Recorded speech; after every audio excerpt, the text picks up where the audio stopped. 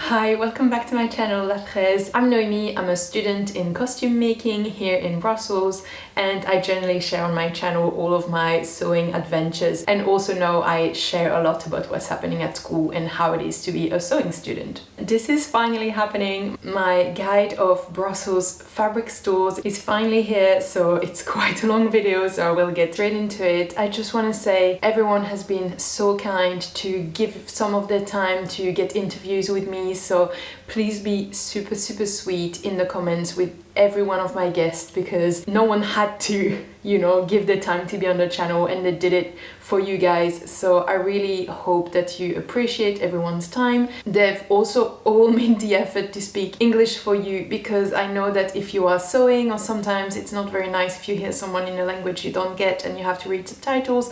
So just keep that in mind and be super sweet in the comment and super welcoming for all the guests that are on my channel today. Thank you so much and enjoy the tour. Let's go!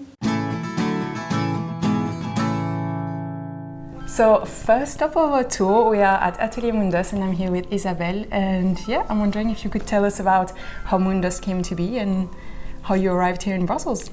Okay, so Moondust is 7 years old. I used to be working in non-profit organization for a long time, and then we moved to the US, to Washington DC for 3 years. And then I took a break in the job, and I always wanted to create something around my passion, which was sewing, knitting and all the rest of it, but I didn't have really a plan. So I took the opportunity to be out of the job for 3 years to basically start working in another shop in Virginia, next to Washington DC, which is called Finch Sewing Knitting Studio. Okay. And there I was very lucky because I met this wonderful lady who started and ran the business, Nicole, and she basically allowed me access to everything. Nice. And that was nice for me to see all the aspects, what to do, what not to do, and all the rest of it. And when I came back, I decided I was going to start, and I was going to do it, otherwise I would have regrets. So the first thing I did was basically get my VAT number and just start the whole process. So it started in my house because I could not find a space. So I was in the house. I decided, okay, you know what, I can't find a space, let's just start there. It's empty at the moment because we were doing works in the ground floor, so I'll do it in the first floor. And I was thinking, I'm just going to launch, because I had purchased everything, and the space I had found, the owner just let me down the day before signing the agreement. Okay. But everything was already purchased and everything, so I had to start. So I decided to start it online. But then what I didn't expect is that as soon as I started, I got phone calls to ask for classes and to go and visit and all the rest of it. So I was with my paintbrush. Yes. No, not this week. Maybe next week. And it was a bit, it was unexpected. The demand was really there. Actually. Yeah, the demand was there. I think it was a moment where we were not too many, and also I've been very lucky because I've used Instagram just to display what I was making and all the rest of it. And I met through Instagram Liz Taylor. And we have some Liz Taylor fan on the channel. Yeah. So she was nice enough. I asked her if she would be like the godmother, and she was about to give birth to her second child, and she just basically really pushed it. And so thanks to her, it started the first day. First day was everything was a big So she success. kind of advertised. I mean, also promoted. She promoted, and so it was nice because I had a lot of visibility, credibility also, because when Liz says something, you really kind of think it has value. And also I wanted to propose a product that you could not find here before. And so yes, there was, even in France, you could not find easily the fabric I managed to get.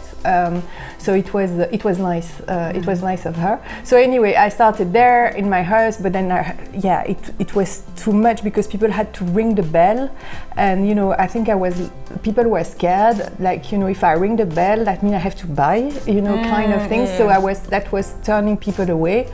And by luck, just next door there was a corner shop that got empty. So I stayed like 3 months in my house, and then I just had to move next door and open. Was it when you were? Yeah, over there.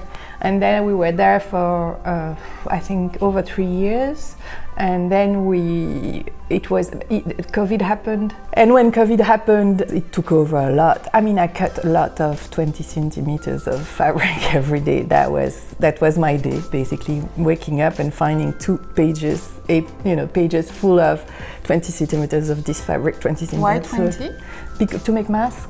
Oh my God! Yes. Okay. Yeah. And so basically, my whole day was to cut like pieces of fabric. I did that for the whole COVID, but yeah, it took off a lot, and it became clearly too small. And then we looked. It was such a I also came during COVID. I also bought my mask fabric and my elastic. I remember you were like, "This is the one everyone uses for masks because it's like softer behind the ears." Softer behind. Like such a small space. It really felt like you came in and there was just fabric everywhere. It was triangular. Yeah. And you had a space for the workshops upstairs as well. Next door. I mean, I rented the flat. It was not even a space, commercial space. It was just a flat that I rented just the opposite side of the corridor. Yeah. It just was crazy. I mean, when it was crazy. We had lines of people, and that's when Joly started working during COVID to help me. So we went through all the opening and all the reopening, the reclosing, everything together, and so that creates bonds. Yeah. During the second lockdown, they said that creative arts were a priority for mental health, and so you guys could stay open like digitally, or no, we could reopen before the other shops for the same reason during the first lockdown, because we were it was first necessity, whatever. But it was difficult because at the beginning I preferred to stay closed because you were all scared, you don't know what's happening, and also COVID was a period where you had to adapt all the time. The things which were allowed, the things which were not allowed, and also, believe it or not, I don't think the government had specific instruction for our job. So basically, we were not considered as. I'm talking about workshops. We never knew where we could do it, when we could not do it. It was a bit scary for that. I mean, it was a crazy period. But anyway, after that, we decided that we're gonna move. And by chance, we found this amazing space, and that was also a little bit stressful. Imagine moving a whole shop, and at the same time they had to finish the work here. We wanted to move before Christmas, and I think the week before there was still no heating, and they had just done the concrete floor. And so the humidity was like 90% humidity, and I was like, how am I going to bring fabric in here? So anyway, it was a bit crazy, but then we were happy because everything went well. It's such a massive space now, and you can do the workshops in here and everything. Yeah, exactly. So. No, that was good. Anyway, so that's the whole story in short. Awesome. Moondust, yeah. And where does the name come from? That's, I don't know, when I decided I was going to start, I was still in the US and I was looking for names. I always liked the moon because people were saying, in French you say être dans la lune when you're daydreaming. And so I was thinking of names, and then with my daughter we came up with Moondust because and I think it's nicer in English than in French, where it's a bit childish, Poussière de lune. In English, I don't know why, it just sounds cooler. I don't know. Anyway, so that's... It's been working for 7 years, so I think... I think we can just keep it. Yeah, we can just keep it. Awesome. And if I think about what Moondust has to offer that you wouldn't find in other fabric stores, what I always come to is the community that you guys have. What really sets you apart is that you have free events and community events. And that's something that was very important to me when I started as well, because I just found this group of people. Like, I was not really one to go to classes, but I really wanted to go to the breakfast that you do, the creative afterworks that you do, and the fashion show. I don't know if you want to talk a little bit about this and why you do something that looks not directly profitable because those are free events. So, you know, if you want to get the money in, like, why? Why do you do this? Yeah, that's a good question. I think my accountant would would agree with you. No, I think it's important for me because, so as I said before starting Moondust, I used to be working in non-profit, and we were doing a lot of community events and stuff like that. I don't know, I always like creating contact and creating community and all the rest of it. This is something I think I'm usually good at. I also wanted to offer a space where people could come and basically talk about their passion with like-minded people. Like, you know, I don't know, it's sometimes a bit, I know that, like you make something and you go and show it to your partner and then you've got, yeah, it's nice. No, but like, imagine I made that and it took me, it's really, really nice, good job. Mm-hmm. But then you don't have, like, the person will not maybe understand. It's always nice to have the feedbacks, to show what you made, to be able to meet other people. And also, I've been expats twice in my life, and I know here there are a lot of expats also, and I think it's a nice space to come and I know this is how like when I was in the US, I found my place, like, you know, nice. My little nest and my people, and I think this is what I'm always wanted to do. And the reason why it's free is, I mean, I don't see any other ways to do it. I think most of the people they know, like, that when they come they will bring something. A lot of them are cooking, baking and making little things, so just buying a pack of crisps and sharing with others. For me, I don't know, I don't think there is a price tag for a moment like this, and I don't want to pay people for that. I don't know. Yeah, that's me. Awesome. And yeah, when you say like, oh, you show your partner your outfit and they're just like, oh yeah, it's nice. Coming to the fashion show is such a special event. Yeah. Everyone's like, can I see your seams? Can you? And you know, we like showing our clothes inside out and basically undressing and like, look. I was really surprised because there was a participant last fashion show. She never even, I think, came to anything before. She just wanted to show what she made because she was so proud, and then she thought, like, let me do this, because, you know, she really wanted to show it. I mean, I just find that amazing that, you know, we have those kind of things happening. So yeah, I like it. I think that's part of the nicest aspects of the job, really. I also really like it as a customer. So. Yeah, I think that's cool. So Moondust, I mean, you have Fabrik behind us, but it's not only Fabrik. There's a lot more around here. So can you tell us a little bit more about that? Yes, we are always. I think it's at the image of people which are working here or owning the business or whatever. Now we are 3. Owning the business, but I think it's also I like small stationaries. I like puzzles.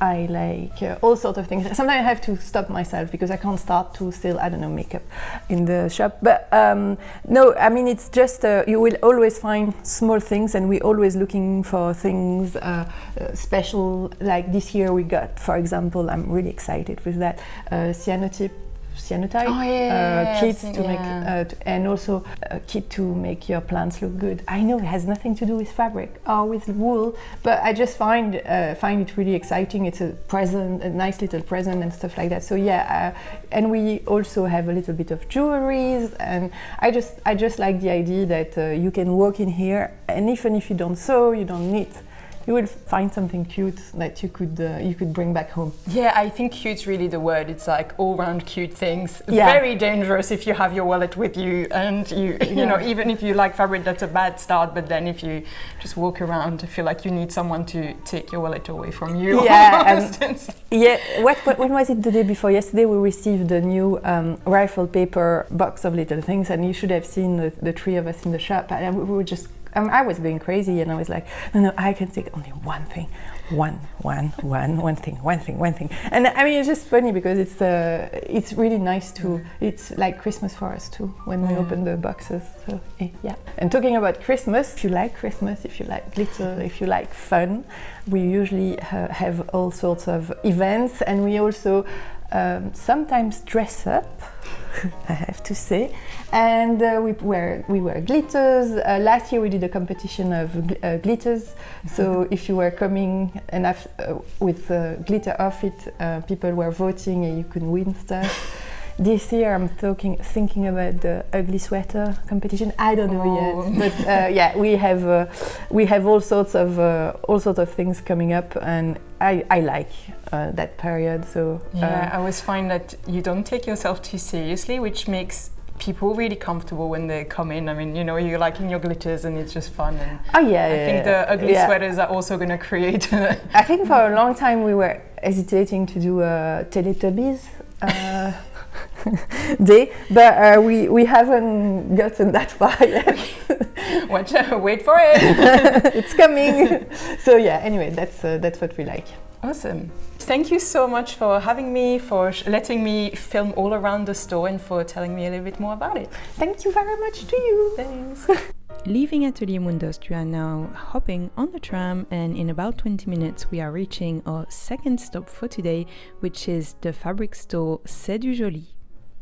Hey, so second stop here in my tour of Brussels Fabrik store, and I'm here today with Eugénie at C'est du Joly. Hello. And yeah, I was wondering if you could tell us a little bit about the store and about how it came to be. I always want to open a shop and to be a tailor. My family doesn't want I begin this studio because it's artistic and you know it's difficult to be an artist. Yeah. So I take another way and I begin a scientific study that I like.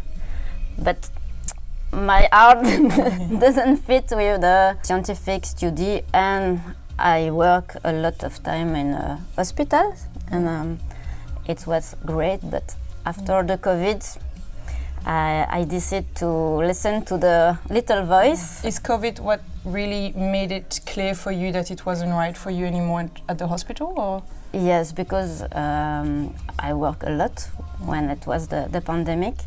And I see a lot of people dying. Yeah. I see a lot of people to have bad condition, and the voice in my head say, "Okay, maybe it's time to." Yeah, it must be very heavy actually to carry this daily and everything. Yes. And especially if your artistic voice is telling you something else. Yes, and it was about 10 years I began to sew, and I want to share that, and I have already a blog with a lot of articles about all fabrics, techniques. And when did you start your blog? It was about 5 years before I opened the web shop. Yeah. I opened the web shop during the pandemic. The people doesn't have the right to go to the fabric store. So I began to sew masks in Japanese fabric for the people. And at time I didn't have any more. So I began to import Japanese fabric. And it was only 5 rolls, and now we have a lot. From 5 rolls to this, and there's much more around us. It was amazing because now we have more than 300 references in Japanese fabric. Oh, nice! Just in Japanese, like, yeah, just in Japanese. Wow. Okay, wow, that's amazing. Yeah, we have traditional and floral. And that's such a fast growth as well. If you started the web shop in 2020 and you have 300 fabrics around us, that's quite impressive. Thank you. So all the Japanese fabric you can see here, we go to Japan to choose what we want. We have many providers, little factory just with the family and maybe more big, but it's great to go to the family factory and to see what they want to share with all the fabric and the pattern they do. Do you know how many different factories you have you work with in Japan? A lot. How long, when you go to Japan, how long is that trip? We usually 3 weeks. Oh wow! But we mix the pleasure and business. Yeah. Fair enough. It's not all about work. Oh, that's so cool. Actually, Eugénie has a really nice newsletter, so I guess when you go to Japan, that's also where you share it, but like every week she says what she's been making and everything, so little plug for your newsletter, which I think is really well done. I'm not really into newsletters, I have enough in my mailbox, but yours I kept, so that's a high praise. So how do you go from the web shop to here? It was a big story. During the pandemic, I began to teach the sewing class, and it was really great, and I love it. So when the pandemic was really high, we stopped the teaching lesson, and when it's finished, I contact the shop, but didn't answer. Stop the collaboration. I don't know. It wasn't really good, but I said to my husband, I see free shop in the neighborhood, and I say, if this shop is a day to sell, we buy it. Oh wow! Okay. And he go to the bakery, and he came back, and I say, you know what? The shop you said, it's to sell. Okay. So you had to do it. Yeah, I have to do it. And it's this place here. Yeah. So cool. And I live 5-minute walk. So that's also a good commute. Yeah, so good. So we visit the shop the afternoon, and we say, okay, we take it. That's so cool. I love those stories when it's kind of like you leave it to fate, and you're like, if this happens, it's my sign, and your sign came, and clearly it's working out for you. I want to teach, and it was so perfect. I have the shop before and the workshop after. Is teaching the thing that makes your heart sing the most, or are you 50-50 between the two? Or now I am teaching more than selling. Yeah. But we have 2 people with me in the team. So Céline is more in the shop, and Marie-Hélène and I are teaching more. That's so cool. I want to share, and when I was in hospital, it was the same. You share with people, and it's really good here to continue. Finally, to share the patient. When you come here, I want to. The people are really good. The feeling must be good, and also in the shop, but in the teaching class, we want to. People are good and proud of what they make. Yeah. So we talked about the fact that there's a ton of Japanese fabric in here, and we talked about your classes, and actually there is a class that marries the two. Do you want to tell us about it? Yeah, we teach also the Japanese embroidery, the sashiko. It's a traditional embroidery, and we teach the way to embroider, but also the way to do the pattern, the traditional pattern with the specific technique. And we want to share the traditional way to do it, like in Japan in the Edo period. And I think it's really important to share the history of a technique, and we modernize it, but I want to share the history of the embroidery. That's so cool. And I think here is like one of the only places you can really properly learn sashiko in Brussels. So that's also I think so. Yeah. And we have a lot of thread, and I'm really proud because I think we have the best panel of threads in Belgium. Do you have other classes that would be interesting for us to learn about? Yes, we have a lot of teaching class. We teach sewing class, embroidery class, but we have also crochet and knitting. And in sewing class, you can do like kimono, coat. We have also lingerie and we do the little slipper with dentelle. Yeah, I saw in your offer you have the more traditional panties, but also more sexy versions. And I feel like it's also a class that you can't find. I mean, having looked a little bit around Brussels, it seems like it's also something that is more specific for you guys. I think so. The lingerie. So yeah, lots of like very specific classes. I feel like you have the introductory classes for getting into things, but also more like specifics. Yeah. And if people were to travel to Brussels, your calendar of classes is also updated on your website and quite far in advance, so people could always organize 3 months. Okay, so if you're coming in Brussels within 3 months, the calendar is online. Okay, so last question. What is your number one favorite fabric in the store right now? Whoa, that's... May I choose 2? Okay, fine. You can have 2. Thank you. The first one I will choose is this one. It's a Japanese fabric with little daruma. It's a lucky charm. You draw one eye on the little statue. You make a wish, and when it's happening, you draw the next one. Yeah. Oh, nice. Okay. It's quite traditional, and I love it also because there is faux uni in the back. Yeah. And it's a traditional pattern. It's asanoa. Okay. And I love the combination of the two. Yeah, and actually, for me, not knowing much about Japan, I was like, yeah, it's a fabric, but knowing the story behind the lucky charm, I think it's really special.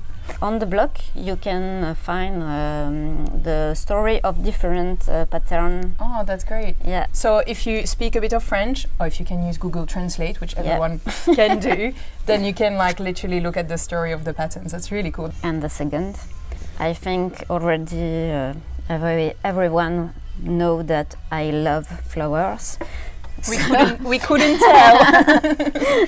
So it's this one. It's a French story. It's the Nerida Hansen collection. I love Nerida Hansen. I have discovered her in your store, and I was just like, oh my god, love Nerida Hansen. So I think I will make a new sweatshirt in this one. Oh, nice. Can I? It's a bit of a thicker, cozy. Nice, very nice. Or maybe just for the sleeve, like this. I don't know. Maybe.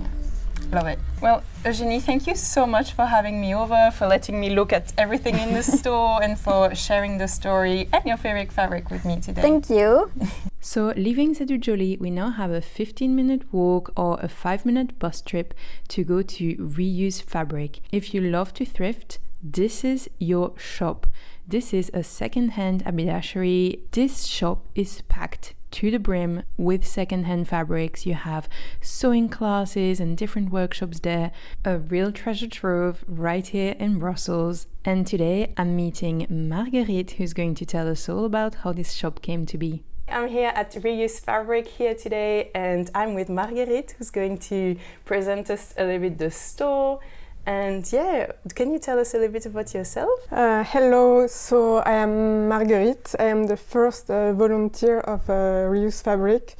So just to tell the story, I found them via Facebook. So I saw a comment on Facebook about scrap fabrics, and I found out that Sewing Coffee was going to be open in Brussels. So I was okay, it's really cool. So I wrote to Sophie to ask if they wanted volunteers, and then I started. That's so cool. So just to clarify, Reuse Fabrik is a little bit different because most people who are working here are volunteers. Is that correct? Yeah. So people who are working here are volunteers, and you were the very first one, and you really arrived through a Facebook comment. Yeah. It's really like magic of Facebook, guys. Being on social media is not just a waste of time, because now you are an employee here. Is that, yeah. And what do you do exactly for Reuse Fabrik now? So now I am happiness assistant. I love it.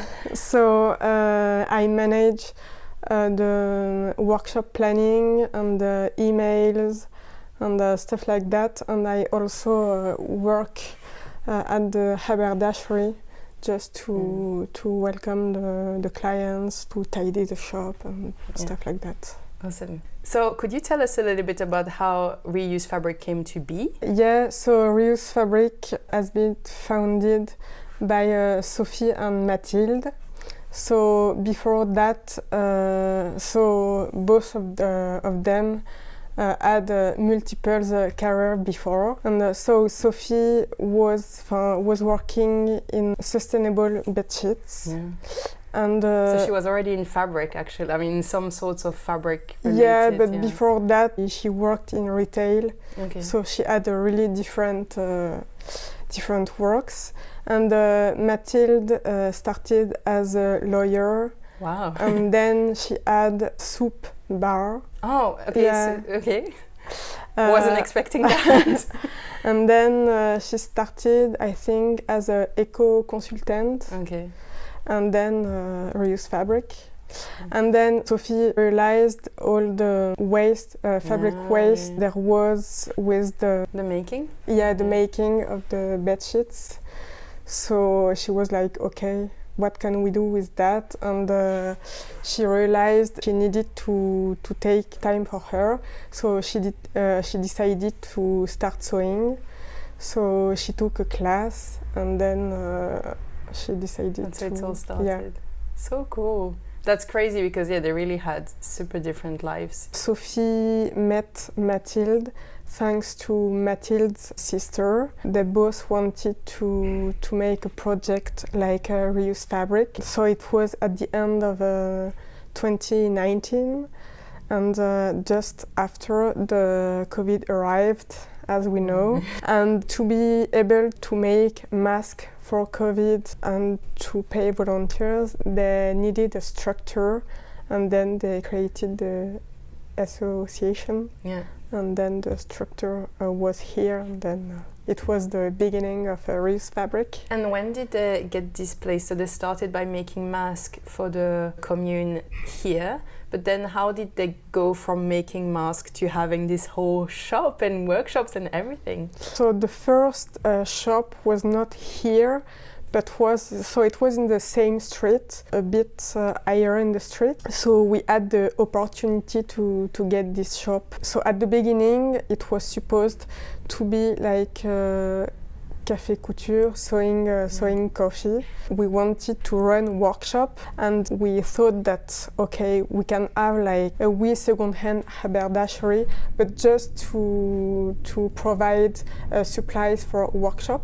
And then finally, the haberdashery come bigger and bigger and bigger, and so finally it became a shop itself. I don't know. So it started really as a sewing cafe, and then it grew into this. Yeah, and then and the other space was really cool, but really like a bit narrow, and it was a really smaller space, and we needed to have a bigger shop. So.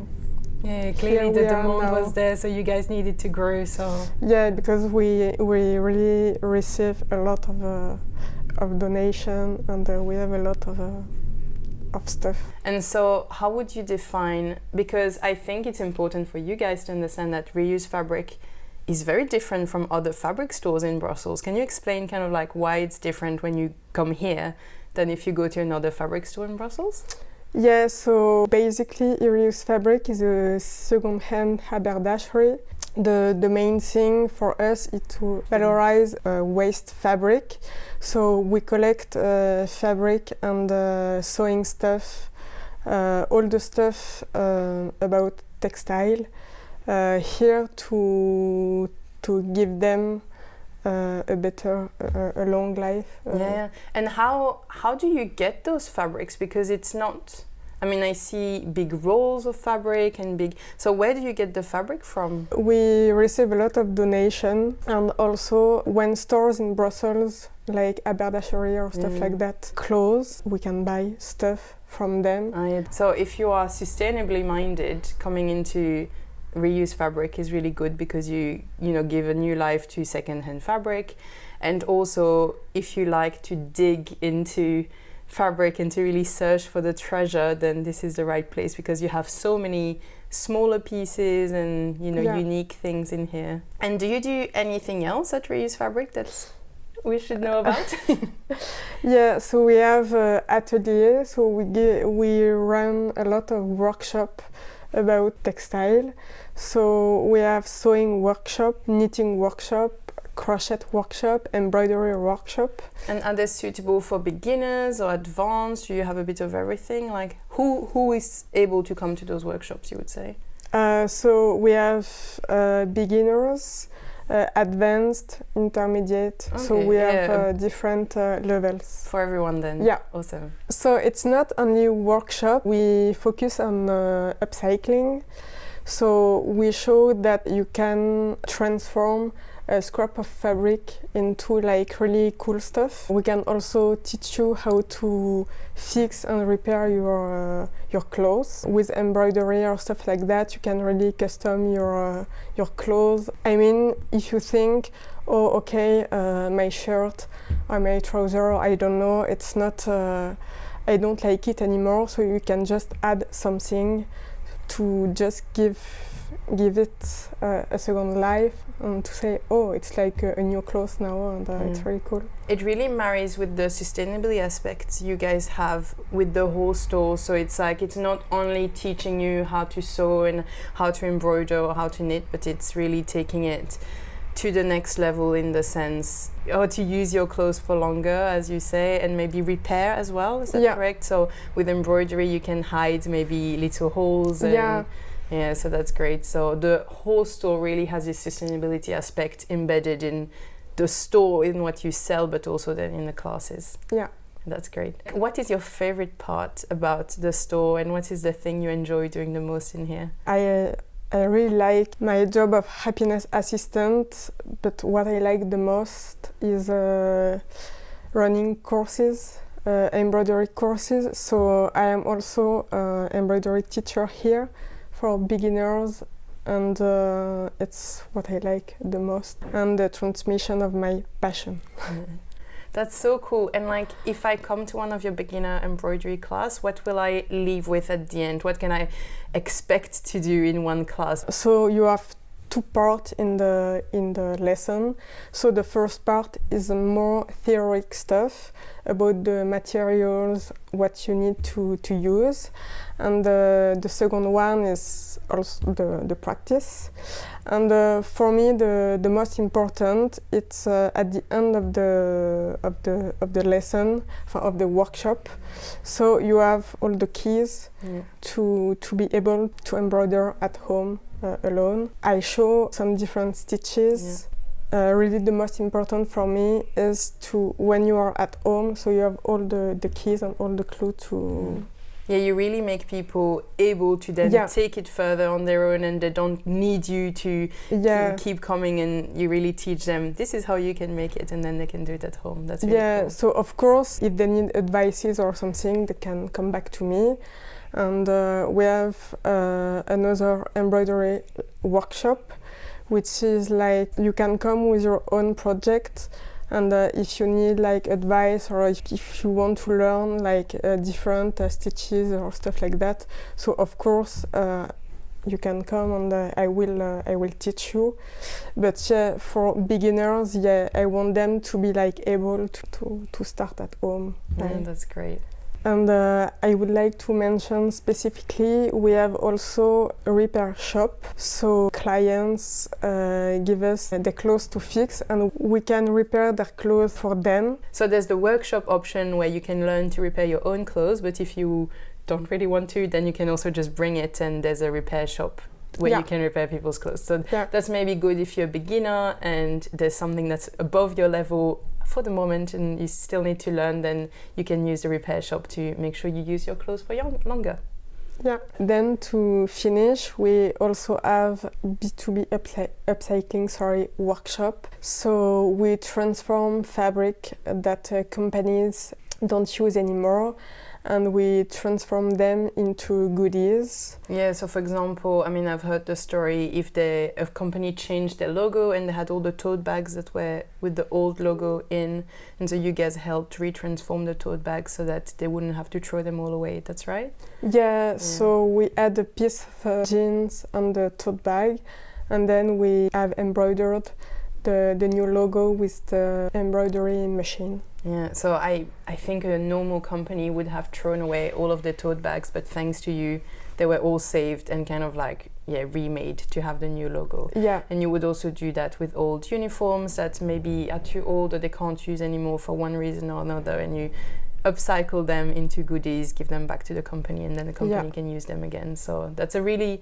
beautiful service you do, because when you think about the waste we have as home sewers, we create waste, but not so much. But companies create a lot, can create a lot of waste. So that service you have for company really helps to save a lot from landfill. So that's really great. That's really, I'm so happy you guys are doing this. Marguerite, thank you so much for sharing the story of reused fabric with me and for letting me, in the store for today so I can film around and everything. So hope you guys find the story of reused fabric interesting, and thank you very much for having me. Thank you very much, Noémie, for coming.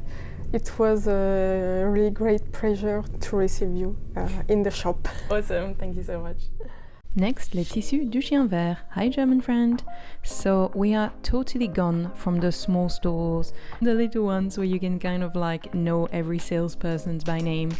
We are entering the big store area.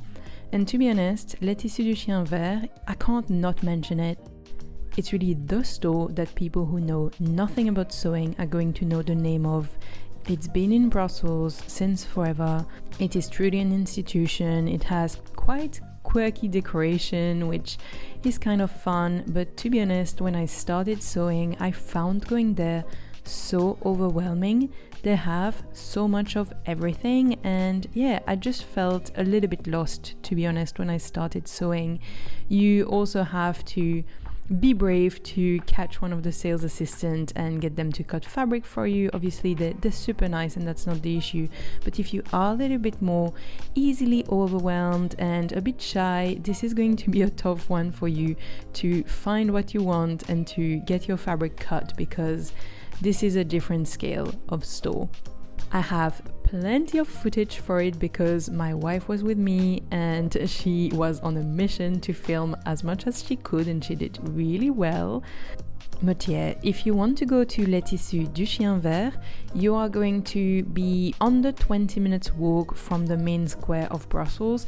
So you could definitely go from the city center. If walking is a bit more difficult for you, then I would suggest taking the metro. That'll take you about 10 minutes. But be careful, because this store has a lot of stairs and it might be not the most accessible option for you.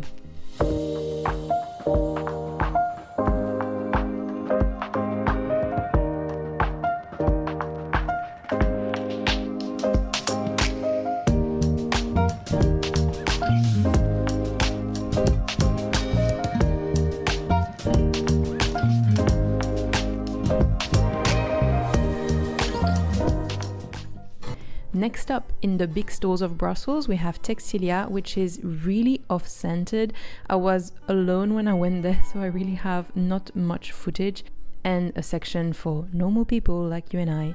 And honestly, the haberdashery section is kind of crazy. They also have a lot of fabric, but not as much as Chien Vert. I would say the haberdashery section is what is particularly impressive. You have all of the trims, all of the pearls, everything. They really have it all, haberdashery wise.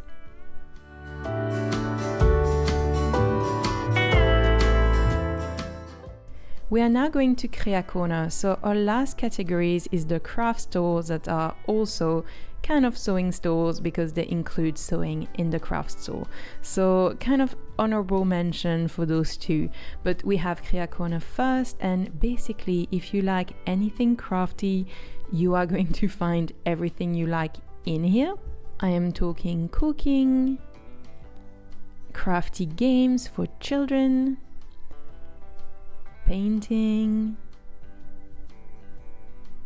gardening and creative gardening, And we reached the fabric. So they have a limited section of fabric, but they do have stuff that's a little bit more novelty, more in the crafty section.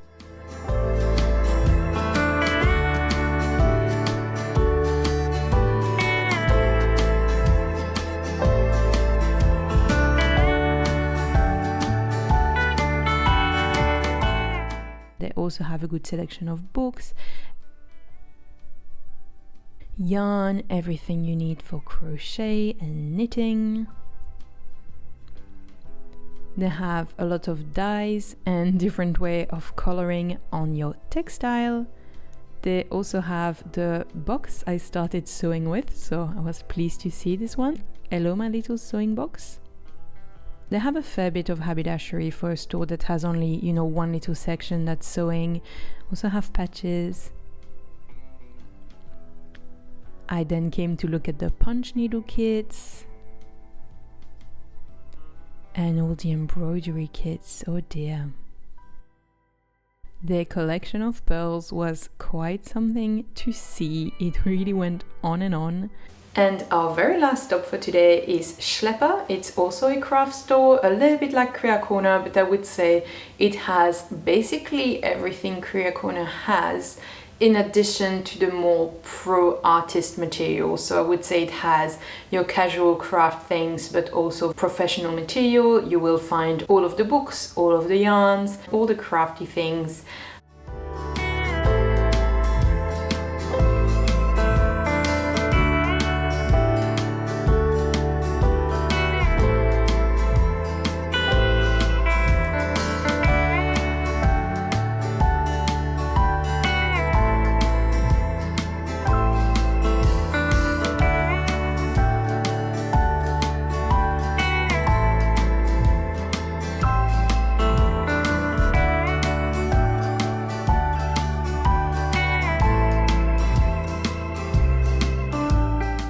And if you're coming only for fabric, I wouldn't say this is your most important stop, but they definitely do have fabric as well. A little bit like Creacorner, they also have more crafty oriented fabric.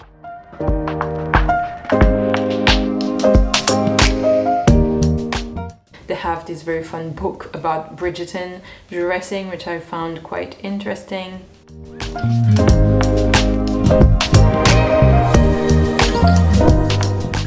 A nice collection of all of the notions you could want, and also a focus on dyeing products. And that's it, guys, we have made it. If you come to Brussels and you visit some of those stores, please let me know. Like, I'm super intrigued to know if this has inspired you, if you now want to visit Brussels to visit some of those stores. Like, let me know if this video has been interesting for you guys. It was totally a mammoth amount of work. If this guide was useful, don't hesitate to tip me a coffee. It's really nice to know the work is appreciated. Don't forget to like this video if you liked it, and subscribe if you want to come back for more. I'll see you very soon in the next video. Bye!